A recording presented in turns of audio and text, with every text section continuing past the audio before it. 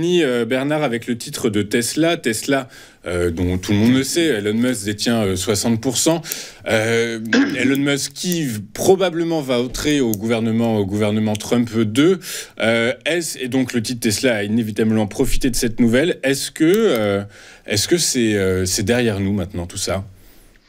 Alors, je vais revenir là aussi parce que j'en avais parlé il y a un mois, donc en expliquant, en disant, alors qu'on était sous la résistance des $270, $271, en disant qu'on était potentiellement, c'était avant les élections, qu'on était potentiellement en train de préparer un mouvement haussier très puissant. Je donnais 3 objectifs possibles sur les niveaux des 308, des 316 et des 360 exactement. En fait, les 3 objectifs ont été atteints rapidement juste après les élections. Donc là, ça s'est fait. Et ce qu'il y a de plus embêtant, pour rebondir sur ce que vous disiez, jusqu'où, quand et comment, ou est-ce qu'on a est-ce qu'on a atteint le maximum?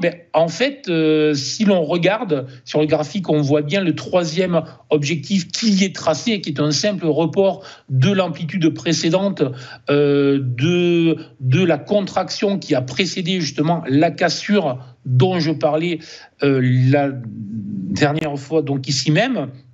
En fait, donc il y a eu le 11 novembre un test de cette zone.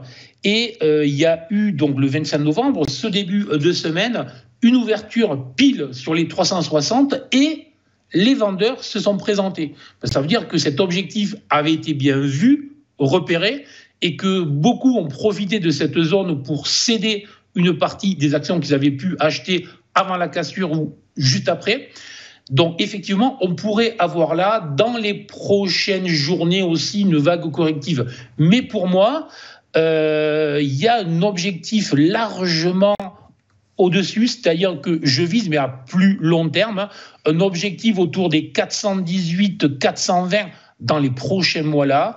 Donc, à long terme, un peu comme vous disiez, pour les 170 sur Nvidia, à long terme, je reste positif avec un objectif à 420, on va dire, donc à 12 mois, effectivement. À court terme, on pourrait aussi avoir un repli, vu ce que je vous expliquais, qu'il y avait eu notamment lundi avec des vendeurs qui se sont présentés sur des zones d'objectifs très clairs. Le repli, on peut aller largement sous les 300 sans remettre en question la tendance moyen-long terme dont je vous parle.